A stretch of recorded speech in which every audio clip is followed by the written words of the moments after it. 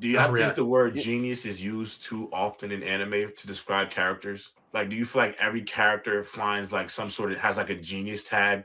Like, Rock Lee because he only had, and I hate to use an example, I wish I was using somebody else, but they called him a genius ninja just because he, his talent was in taijutsu, or even I can even go Blue Lock. They call Isagi a genius of adaptability. Is he really a genius, or is he just an egoist? Like, is he? I think it depends. Does he just work harder? You know what I'm saying? I don't think it's that loosely. I don't think it's that loosely thrown. I don't really see many people like just with genius tags all over them. Right. You know what I mean? That's my opinion.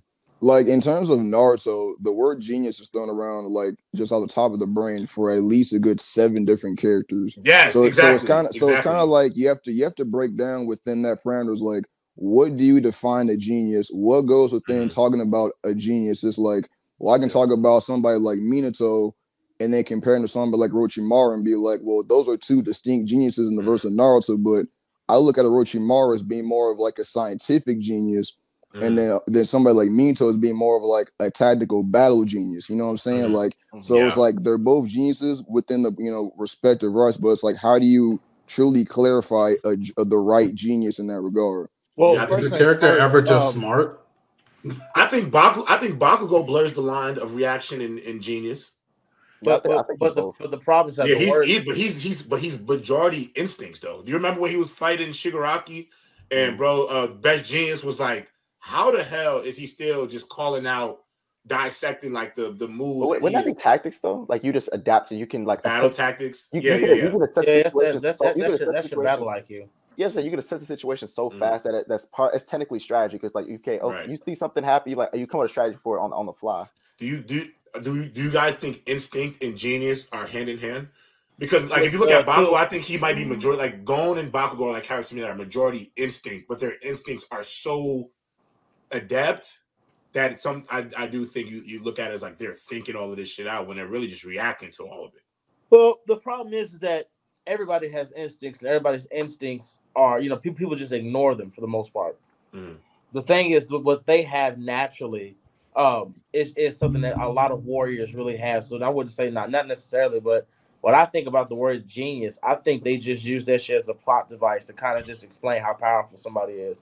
Like instead of having to explain it, they just go, "Oh, he's a genius," or "Oh, he must be a genius." Yeah. "Oh my God, he's like they use that shit like it's their way of never having to go too deep into the character. How they explain a genius? They say his brain is like a maze. Kurama. They said his brain is like a maze, and he only reveals what he wants you to see.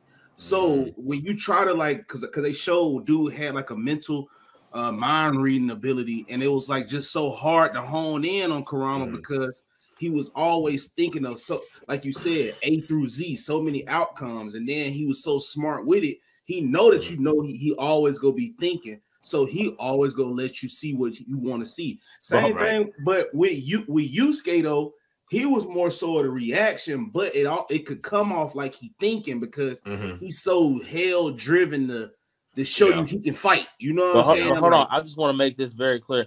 I want y'all to realize he went back to an older anime. That's all I want to say. To explain it, he had to go back to the old so good. That is a great way of putting that. It broke that shit down perfectly. They broke it down so good. Like even Makaro, she was like the strongest because of how she fought off of hate. Like she was the strongest one because she was fueled by hate. And the only way, I mean, he out thought that because he broke the chains and said, "Hey, you no longer a slave now. You're a queen, so you can let that go." And what they said, damn, she was only fighting at 50% for the rest of the tournament. Like, so yeah, he used his brain to beat her, but he realized like, shit, there was no way I can beat her based off of how. But I mean, that reaction give you the best moments with Goku and Ultra Instinct. Yeah. Like, I mean, do you think he would have ever got that? I mean, even Vegeta gonna have to go through and get Ultra Ego through what?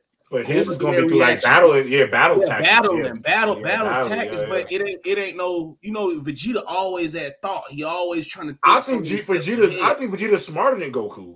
Oh yeah, personally, as a fighter, like hands down. In terms As a fighter, I think as a person, yes, but I don't know about as a fighter. I don't know as a fighter. Bro, Vegeta only loses to Goku because of plot. Let's keep Thank you. Goku is not better. No, hold on. Let's keep it 100. Let's use. They're both battle geniuses. Hold on. When Goku was fighting Jiren, Goku couldn't figure him out, but Vegeta figured him out the first time he fought him. Vegeta, like everything Vegeta got in the Tournament of Power, he got that on his own. Goku had help. The Spirit Bomb, Ultra Instinct, all that shit was help. But Vegeta, all that shit he did this shit on his own. Well, to be fair, it was after he watched Goku versus that, and also they both are in the training to learn Ultra Instinct. Goku just learned it, but also I could give an example like Goku only got Ultra Instinct because he had help. If it wasn't the Spirit. You don't remember? I was talking about the manga, but the anime. No. The Spirit Bomb was the catalyst. If it wasn't for the Spirit Bomb, and it was for everybody giving him that energy and put him in that situation, he would never use it. Now, him consistently going back and out of it was because of the Tournament of Power. But what I'm saying is that Vegeta ascending in Super Saiyan Blue, being able to fight Jiren, being able to fight all he did, that was shit he was doing on his own. He wasn't getting help. He was just naturally learning how to beat them. On his own. I could think about a situation, for example, when they're in the Hyper Time Chipper, Goku learning Master Super Saiyan. He found the flaws in Vegeta's transformation and Trunks' transformation and came up with a way better one to fight Cell. Like he just because it was just too big and he was just but don't you think that's we can't just pass that off like it's just something. He was a Super Saiyan. Bro, hold on. It wasn't about just being too big, but it's also saying, okay, this form is too big, so what's the best thing to do? The best thing to do is like let's use our Super Saiyan all the time. Like that's a but the problem is Goku has Super Saiyan longer than Vegeta did. But Goku only had Super Saiyan because of what happened with Krillin. Vegeta went out and learned that shit on his own. Like he went out there and got it in the mud. Said, "Fuck it, watch it. I'll come back. I'm gonna have the same shit." They both got it on emotional distress. They both got it. They both got emotional distress. And Vegeta got Super Saiyan because he got the narrative. I think they're suggesting that earthly attachments and kind of going away from that nature makes you a Super Saiyan. So once Vegeta started to build connection, he got Super Saiyan. What I'm saying is Vegeta also went in there for a year and had Super Saiyan for a year. Before he learned, he just didn't think about it. I don't know. He just didn't think I think Goku and Vegeta are both reactionists when like it comes to like just throwing hands and shit. But I would say that they are geniuses in martial arts. Like I would say this. I don't think Vegeta's a martial artist. I would say this. The reason like a brawl. I see what you're saying. Okay, I can get behind that kid. I could get behind that kid. I would say they both are definitely geniuses. Goku had masters his whole life. Vegeta didn't have teachers. The first time Vegeta had a teacher or teachers was in Super. Everything Vegeta got, he got on his own. So by that nature, he is a better combatant than Goku. Goku has. Well, if we truly think about it, though, Vegeta necessarily didn't need to, because Vegeta, like and if you truly think about it, there should be no reason why Goku should even be on par with Vegeta in any standard. Goku should be literal fodder in comparison to Vegeta. With Vegeta being Saiyan royalty, so Vegeta should always be able to have that more natural potential than Goku. So that's why when we see in these battles, like Vegeta just, inherently just, boosting over Goku whenever Goku is just getting dog walking, he's struggling, to do like the littlest things. And then Vegeta goes from here to just do that. It's because Vegeta has more potential than Goku. That's something that we've known from like the very beginning of the series. Thank you. And Vegeta, W Elijah in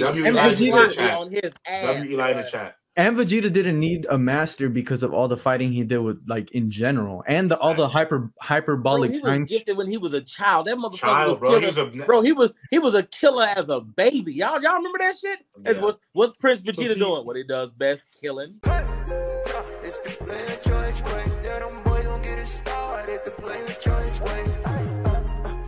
Y'all the player choice way. Come and switch lanes into the player choice way.